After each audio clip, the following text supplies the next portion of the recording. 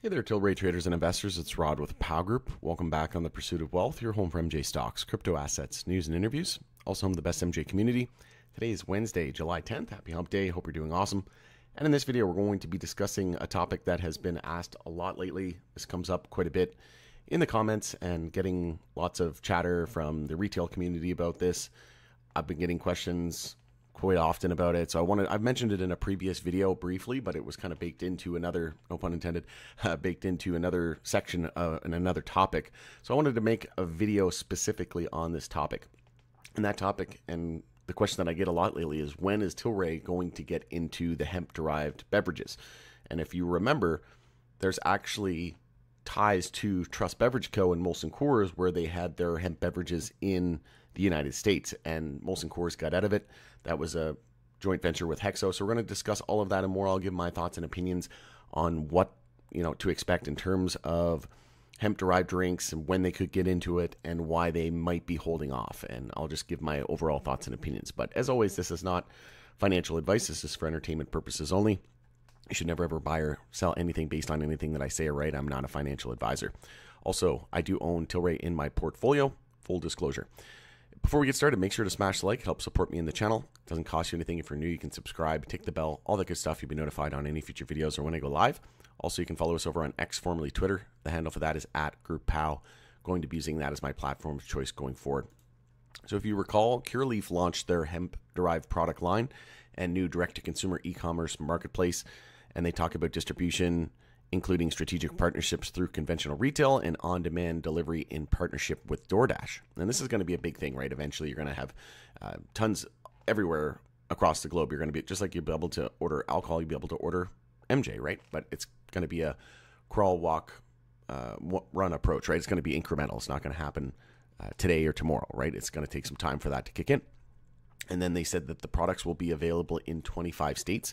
So I want you to keep that in mind as we go through the video. But because Curaleaf launched these hemp-derived products, there was a lot of speculation and questions around why isn't Tilray doing it, especially with some of their brands in the U.S., like the 420 Pale Ale and their Highball Energy. So, they have a lot of great brands that could, basically support this. And if you recall, Uber Eats and Leafly partnered to bring MJ delivery to BC, so British Columbians. So that is something that we're starting to see. It's not just DoorDash in the US, it's also Uber Eats here in Canada. And like I said, eventually, I'm pretty sure Toronto as well. But eventually you're going to see it all across Canada, all across the US, and all across the globe, in my opinion. It's just going to take some time. And if you recall, I did a video, this was over 2 years ago now. I was in Denver, Colorado. I went there to try a couple of products, and one of them was the Veryvel drinks, which was the hemp-derived drinks from Molson Coors and Hexocorp. And I did a review on those. They were really good, and I had to go to the liquor store to buy them. But that's part of the problem as well, the distribution, right? And if you recall, Tilray Brands announced the acquisition of Truss Beverage Co. So when they acquired Hexo, they received 47.5% stake and ownership of Truss. And there was Truss Beverage Co., which was the Canadian division, and there was Truss CBD USA, which was the hemp division in the US. So Tilray Brands bought, when they acquired Hexo, they basically inherited that 47.5% stake in Truss and that joint venture with Molson Coors. And then Tilray Brands acquired 100% of Truss from Molson Coors.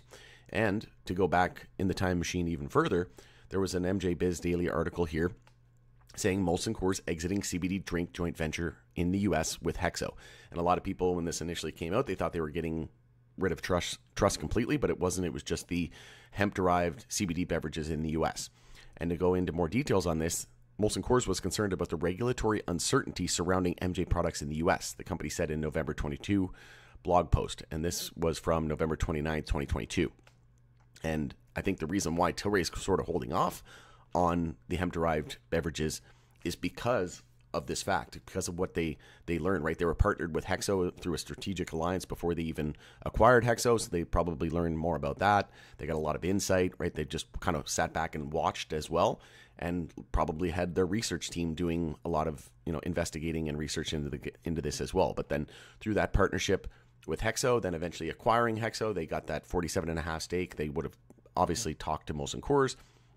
So, they definitely have some knowledge and some background in this, right? And some expertise that they can learn from.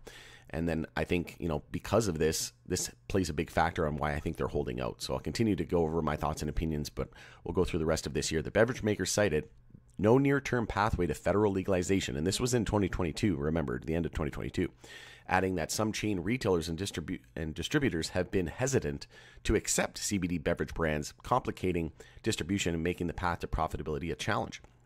Molson Coors said it would consider re-entering the U.S. MJ beverage market in the event of regulatory change at the federal level. So it's not that they said that they're getting out of it completely. They might look to get back into it again, and who knows, maybe they might even partner with Tilray again at some point in the future, right? Once there's more regulatory clarity, and we're on the cusp of reform here in the U.S. as well, where we could potentially see rescheduling to Schedule 3, I think is the most likely scenario, and then potentially even descheduling over the next couple of years. I think that's ultimately where we'll end up, be treated just like alcohol and tobacco. But, at the end of the day, I think we're going to see rescheduling to Schedule 3 before the elections sometime in September or October, so that they can get that done before the elections to say they did something, right? So they said they're tapping out, but, and no pun intended, tapping out, but, not forever, right? Just until there's more regulatory certainty. And then remember that 25 other states. In October 31st quarterly filing, Hexo and Trust products were now present across select grocery markets within Colorado and 25 other states. So again, only half of the U.S. that they're able to do that in because of different regulations and whatnot. And then I asked Grok on X, I said, why did Molson Coors get out of the CBD hemp drinks? So Molson Coors decided to exit the CBD business in the United States due to the lack of federal legalization of MJ products and resulting uncertainty in the market. The company cited an inaction of federal lawmakers in Washington, D.C. to reform many U.S. MJ laws as a key reason of their decision. This regulatory uncertainty made it difficult for Molson Coors to scale up the CBD beverage business as they had hoped to do in the emerging category. So when you're talking about Molson Coors, when you're talking about Tilray, it's all about scale, right? These beverages, they're not, the margins aren't great unless you can scale, right? And I mentioned this in yesterday's video with Tlry. If you haven't seen that, check it out. I did a live stream and talked about a bullish reversal pattern on the chart, and stock is performing pretty good here today, so you can check that out for some details on the technicals. But with regards to Molson Coors, if you look up their market cap, it's just north of 10 billion, and Tilray is the number 5 craft brewer already in the U.S., and their market cap is about 1.5 billion. So they're not too far off from a Molson Coors market cap, right, and valuation. So you have to think that if Molson Coors couldn't scale it and they weren't that interested because it was challenging profitability, might we think that Tilray is kind of in that same boat and is just waiting for more regulatory certainty? Additionally, the lack of federal regulations from the FDA regarding CBD in beverages and food had kept many large retailers from selling CBD products, further complicating the distribution and profitability of CBD drinks in the U.S. market. Molson Coors stated that they would be prepared to re-enter the space if the regulatory landscape of CBD products in the U.S. changed in the future. And then, certain states, I'm pretty sure, in Colorado, you could only buy it in liquor stores. So I had to go to an actual liquor store to buy those Very Well drinks, which I've done the review on them. You can check that out if you want to see that. But, at the end of the day, I had to go to the liquor store to buy it. And then what was I going to say? I had to go to the liquor store to buy it. And then some states, I'm pretty sure you can buy them in pot shops, like actual dispensaries. And then there's some places where you can buy it in grocery stores and some other retailers. But it definitely made it was complicated, right? Because if you think about it, if the laws and regulations are different in every single state, that eats into your margins, right? Because you're going to have to hire, in cost of goods sold, you're going to have to hire legal teams and experts and compliance departments and things like that have to research each market. Whereas if you just had a blanket, kind of scenario where, okay, we're going to enter this market, the U.S. market, the Canadian market, and here's the law and regulations for every province and every state, right? Very, very different than having different ones in every state and only being able to operate in 25, right? So I think it's kind of wise, and, Curaleaf coming out with it now, and they'll kind of be able to use that as a use case and kind of learn from that as well to see if, okay, maybe the time is right now, right, based on their success. So I think it's kind of great to sit back on the sidelines. You never want to be first, you never want to be last, but you also don't want to be everything to everybody and move too quickly, right? You want to you don't want to be the first innovator, but you definitely don't want to be the last innovator either, right? And that's kind of what the U.S. is known for as well. But, some of these brands, obviously, when Tilray decides to pull the trigger, it's going to be at the forefront. Like we got the 420 Extra Pale Ale, right? I've tried these in the U.S. when I was in Florida. They were fantastic. Absolutely love them. And, they easily remove the alcohol and infuse MJ into that, whether it be hemp. It doesn't really matter at the end of the day. This brand here is poised to become probably the #1 brand. And if you remember, Tilray Brands announced an agreement to acquire 8 beer and beverage brands from Anheuser-Busch, the maker of Budweiser, fueling Tilray's future in the U.S. craft beer industry. And as a part of that, they actually got the Highball Energy. So that was founded in 2005. It's a clean energy seltzer made with 0 sugar, 0 calories, and organic caffeine. And if you recall, go to my community page on YouTube.